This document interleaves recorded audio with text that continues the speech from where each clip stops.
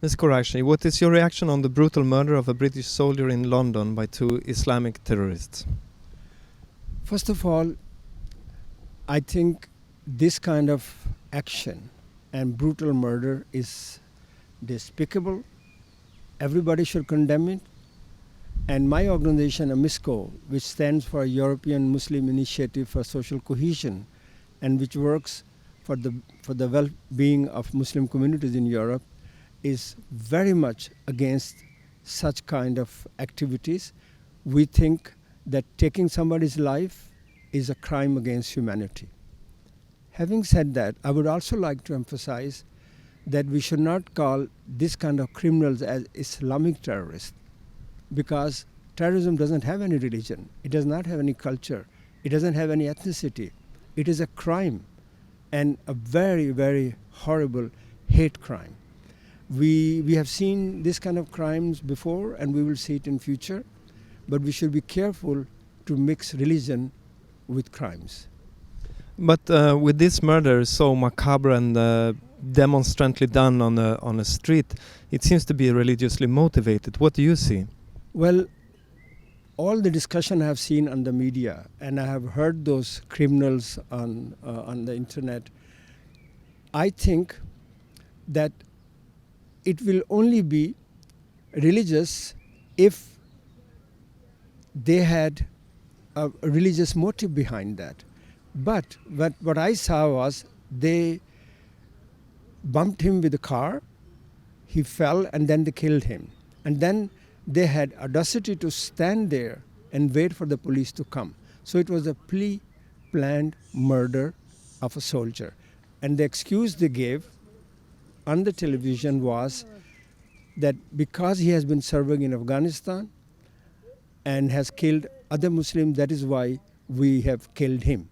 Now, Islam does not allow this kind of killing. Islam does not sanction this kind of killing. Actually, Islam is very specific. Taking one innocent person's life is like killing all the humanity. So what kind of person will kill somebody and then invoke the name of his or her own religion? I think it is horrible. Murder is a murder.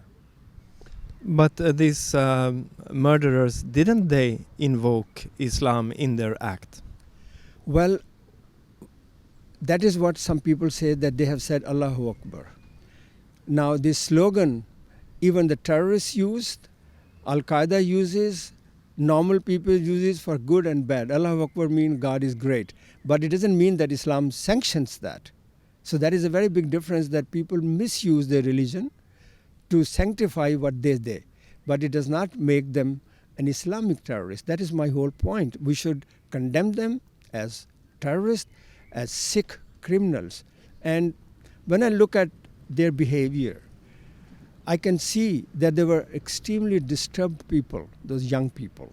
And this act they committed is an act of a disturbed mind, not a rational mind, not a sane person. So what do you say from a perspective of Islam?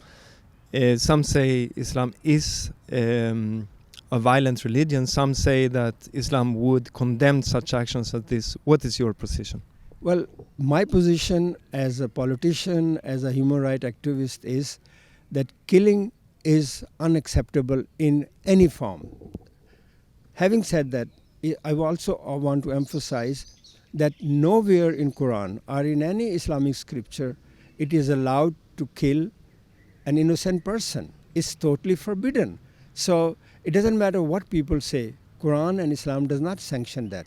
But it is also true that there are some minority among the Muslims who use or misuse the name of their religion to commit crimes. And I think they are doing blunder, they are doing disservice to Islam, they are doing disservice to Quran, and they are doing disservice to Muslim communities.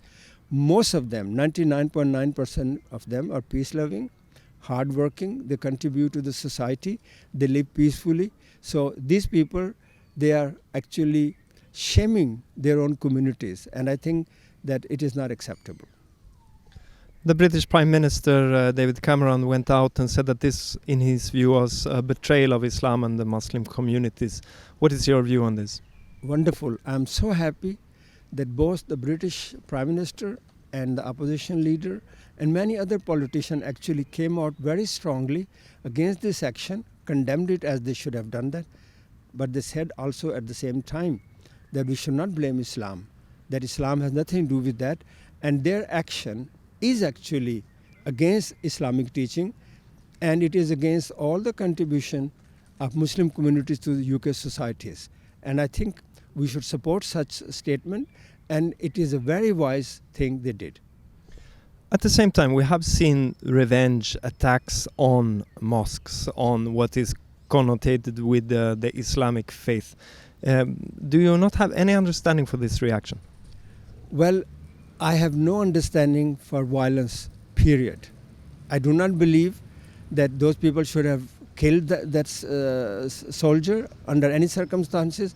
At the same time, I also think that there are forces in Europe and in UK who are anti-Islam, who are Islamophobic, who are racist, who try to put benzene, petroleum on this fire, which is called racism.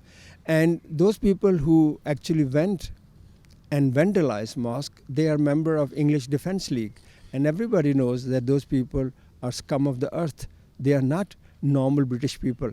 Normal British people have not done anything. And I think it is very important to emphasize that people as a whole never fight against each other. People as a whole are always loving and can talk to each other. They can communicate in a peaceful way.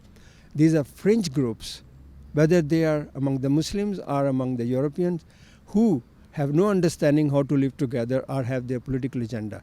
And English Defence League, who quickly went there in that area and demonstrated and fought with the police, I think that kind of action police must stop, and they did stop. And it's a wonderful thing that the police presence has calmed the nerves and calmed the situation.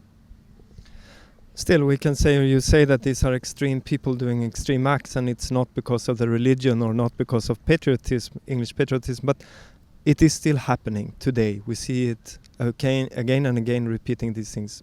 Is there any way we can minimize the cause of these actions? Yes, we can minimize, but it requires that politicians and the media play their constructive role, because we have seen that every time some local politician or even some national politician uses this kind of horrible action and acts to get some votes and come with anti-Islam or Islamophobic propaganda. We have seen in Denmark, we have seen in UK, we have seen in other places. But in this particular situation, I think it was wonderful that the UK politician on the top and on the local level and the police were very calm and said we should not blame Muslims or Islam, but we should blame these two people. So I absolutely condemn it. I don't understand why they did that, and I think that other Muslims have also condemned in UK. Many Muslim organizations, individual politicians have come very strongly against such actions. You're well known for your engagement in freedom of conscience and belief, the inter-religious and interfaith collaborations. How do you see the effects of these kind of actions in relation to your work? Well, it makes our work very difficult because we are trying to build bridges, and actions like that are trying to destroy those bridges.